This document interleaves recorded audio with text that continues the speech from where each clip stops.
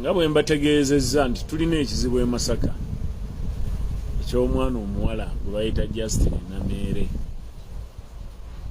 Kizibu sebo President mukama waffe ateera chairman wa party omuzira waffe yajjawo abazzukulu gwe twagala ennyo. Tulina ekizibu kya Nameere. Nze nange wendi wano kati ndi ku maggwa bwa twafunye obuzibu kati ayogera ku Nameere gwe bakwata. Abaana bali mu makomera mbawulidde wano ng'olw'okuba baayogera ku Nameere. Naye nga mujjukire y'omu ku basinga okuvuma nze yanvuma nti mpunya. Ne sivangayo kumuwawaabira. Naye ye amwogerako gwe bakwata. Nameere kye ki Masaka? Tubadde n'abantu ab'amaanyi wano. Taata we yali Minister of Defense. Y'omu ku most respected people mu Masaka wano. Honorable Vincent Bamulanga Kisempijja. Neti yatigomyako ku bantu bw'ati. Kiwulira. Tuyina minister asinga obuganzi mu Masaka. Haruna Kyeyune Kasolo. Seke member. Alina security. Ne security tevanga yokwata abantu mu Masaka. Abamuvumye entakera nga ne Nameere kwali kuba muvuma. Ne Nameere amwogerako gwe bakwata. Avaya gwalagira nti nkolera kino njiramu obululu omusirikale bwagana ng'agenda amwayirize wa president. Okiwulira? Tusaba tumanye Nameere kye ki. Abantu ffenna tusirike tuleke Nameere y'abayogera mu Masaka. Kubanga kirabika ayagala kufuuka mpologoma ya Masaka. She wants to be the lion of Masaka. Yavayo n'agamba nti kitaawe ekyatta Kalungu ne Masaka Bamulanga Kisempijja. Kitaawe amuzaala ekisse Masaka Haruna Kyeyune Kasolo. Ye kikyakoledde bannamasaka Nameere oyo. Atagulangayo yadde akataasa.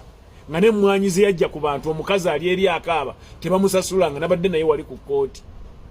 Bamusasula zirize nayogerako sene ne bazimuwa. Kale ne bamuggyako emmwanyi endala. Kiwulira. Bwe bamuggyako emmwanyi endala miliyoni 15 sede president nga bwe waziba wa Nameere tebaziwanga mukazi. Niba mu recording nga muyise wano ne mubateerako yennyini ng'ayogera.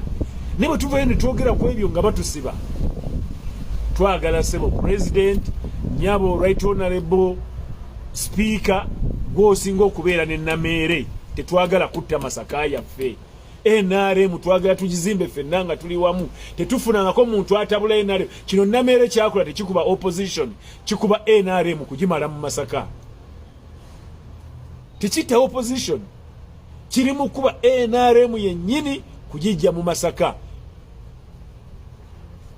Kiwulira ate bw'anaamala agenda kwefuulira gwe Anita Amongi.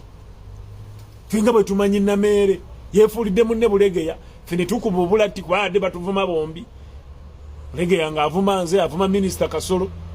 Kiwulira kati beevuma bokka babiri.